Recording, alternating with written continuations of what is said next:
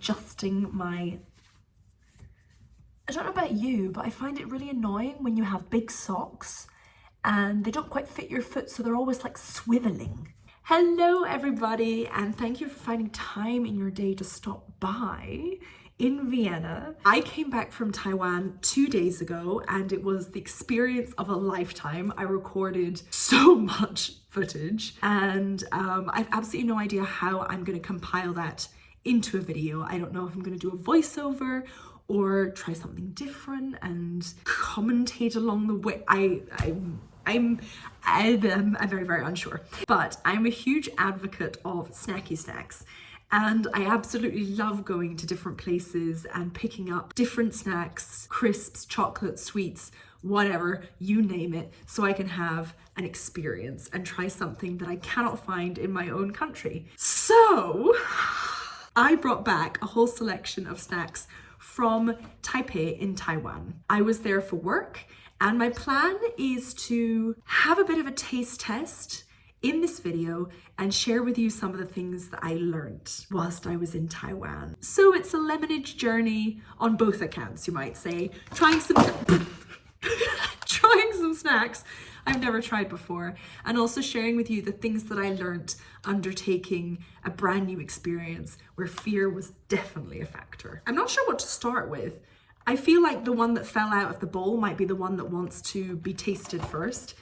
There is a beer here as well, a Taiwanese beer that I picked up at a night market. I won't be having that today because I've got to go back to work in a couple of hours. And that could be problematic, so that's for later. But I did try a Taiwanese beer whilst I was there, and it was really good. It was a very, very light beer, very drinkable, almost as easy as just drinking kind of flavored water. The flavor wasn't super strong. I can't say it was my absolute favorite, but I do appreciate a really easy drinkable beer because it's just so refreshing. So I've managed to translate the Chinese, with one exception of Japanese, on each snack. And I'm gonna tell you what it says. What Google Translate told me it says. So this I found in 7-Eleven, and I was drawn to it because I've never really seen crisps come in kind of a cardboard box before. These are the Lay's seaweed sushi flavor. I think the flavor of crisps is a really, really good indicator of what kind of flavors are super popular and enjoyed by people in that particular country. I mean, I work out quite a lot, so whenever I can't open something as simple as a packet of crisps, I do feel a wee bit useless. They're a little bit broken. Oh, that's a wee bit disappointing. There is a slight earthy smell, but to be honest, the first smell that I got when I opened the packet was a wave of your regular, slightly processed potato Pringle flavor. There is a coating of probably what is seaweed, or nori sheets. Let's give it a go.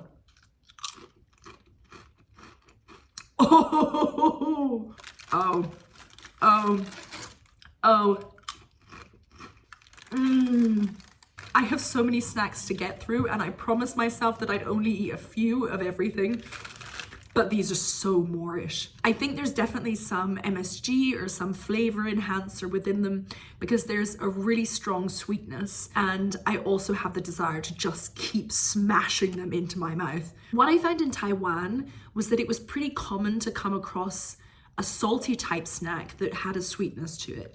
I think they're very fond of putting salt and sweet together, and for me that works every time. It's just a match that really works for me. What you get instantly is the crunch of the Pringle, followed by a very gentle taste of seaweed or sushi sheets, nori sheets, then followed by a kick of sugar or something resembling that. They're really, really good. Next on the list, I didn't actually think I'd managed to do that, is a very typical peanut chocolate bar. It looks to be just a wafer, chocolate, nuts, all crammed together in a very desirable log. So the opportunity of visiting Taiwan came up at work a few months ago. And initially I wasn't sure that the work that we were going to be doing out there was something I was interested in. It wasn't something I had a great deal of passion for, nor was it something that was fueling my fire. But I initially thought, well, am I really going to turn down the opportunity of visiting an amazing country? And interestingly enough, when I got there, it wasn't about the work. It was about the people. The work within the project was not my passion, but I found myself wanting to do it every single day with a real fire. And that was because it was bringing the people around me so much joy. And the audience we were presenting it to just loved it. They absolutely loved it. Big chunky peanuts.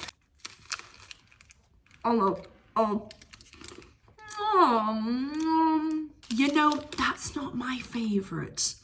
It's one of those chocolate bars that I think is made out of a not very high quality chocolate. So the taste you get when you bite into it is not particularly deep or intense or inviting. Saying that, there's not much you can go wrong with it. It's pleasant. It would be really nice with a glass of milk. And I don't get the instant feeling of regret that can sometimes be teamed with very heavy chocolatey snacks. Would I have bought it again? No.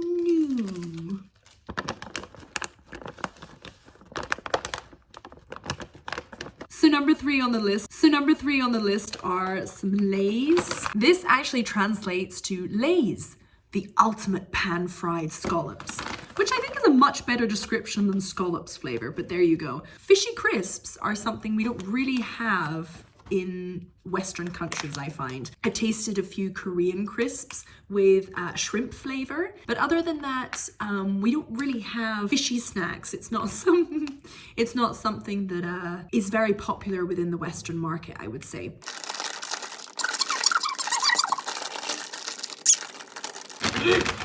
Oh, do you know the crisp looks a little bit different than normal Walkers? It's thicker. There is a very slight fishy smell.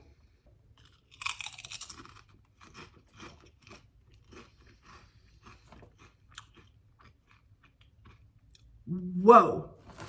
What is fascinating is these are really sugary too.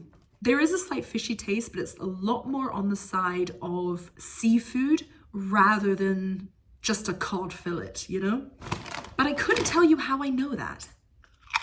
There's almost like a deep earthy undertone, an umami undertone, which makes them taste more on the side of seafood, that kind of seaweed, deep umami, vegetation flavored saltiness, with this massive punch of sugar at the end. I don't quite know how to feel about them, but I still want to eat them.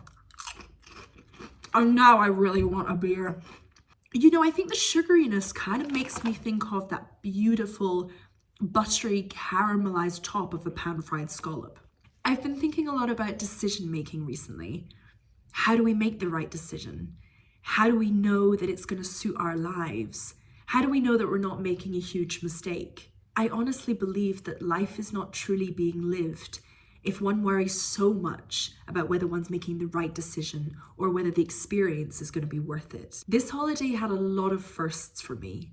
I didn't know if it would be worth it or satisfying. Perhaps it would be scary or overwhelming, or I would get a lot of anxiety because I couldn't be in control of how I would feel. Regardless of whether one loves the experience or not, the outcome, I believe, is 100% worth it every time because one's learning something. And life only gets richer if one is learning, because when we're learning, we can evolve. Going to Taiwan was a huge experience for me.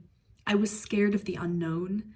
I don't like to put myself in a position where I don't know what to expect. But something inside me said, you need to do this. If you're gonna do this Lemonade project, you need to say yes to something that scares you. Oh, me leg's getting a wee bit stiff, not gonna lie.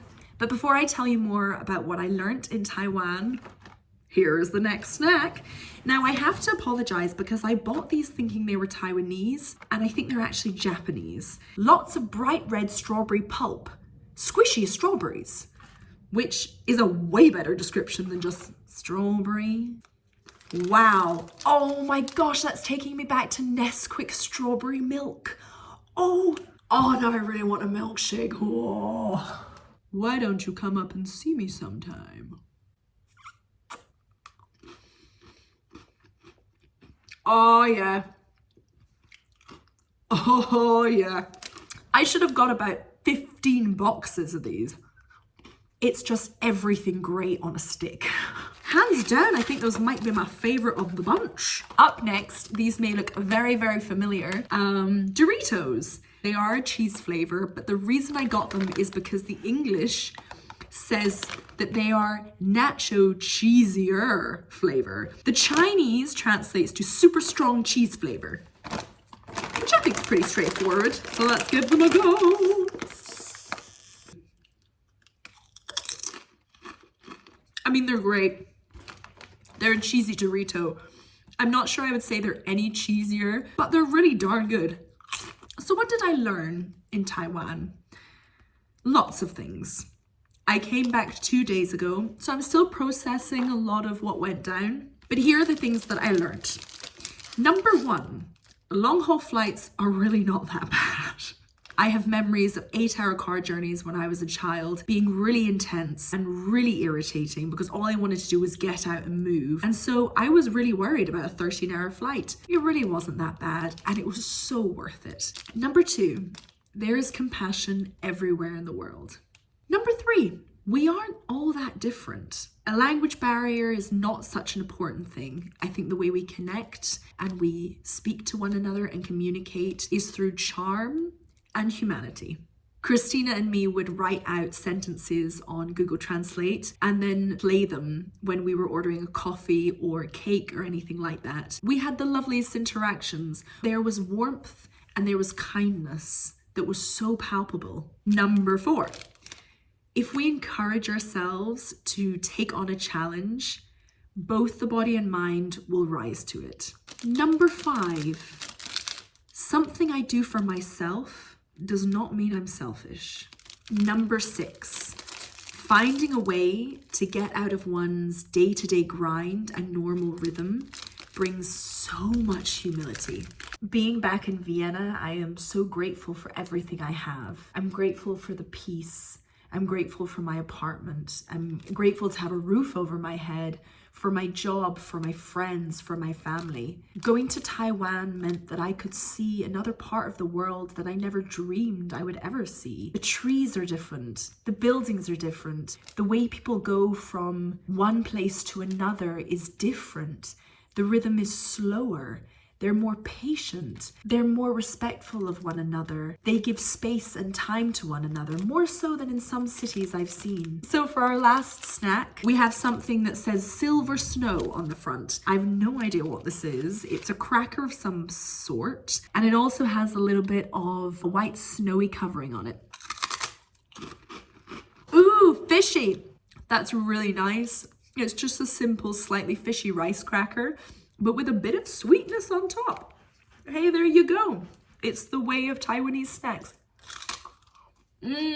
So that's all the snacks that I bought, but I did get a lovely bag of booty, a couple of presents for Florian, a really, really cute bag. I got a gorgeous little light for our new apartment together, a brown eyeliner in the perfect shade. I've been looking for this color for a very long time. Some other bits and pieces, some pens, and some tea for Florian's aunt. I feel so blessed to be at the end of March, just March this year, and I've experienced so many things that scare me. I have chosen to say yes to opportunities where fear is a huge factor, and every single one of them has been worth it. Some better than others, but without fail, I've learned something new every single time. Thank you so much for stopping by, and well done if you got to the end of this video. Thank you for listening to all my babbling. My Taiwan vlog will be up very, very soon, and I hope it's a good watch. There are so many beautiful clips of Taipei and also a little bit from Tainan in the south. Sending whoever you are a lot of love and courage to try something new, and I'll see you in the next video. Goodbye!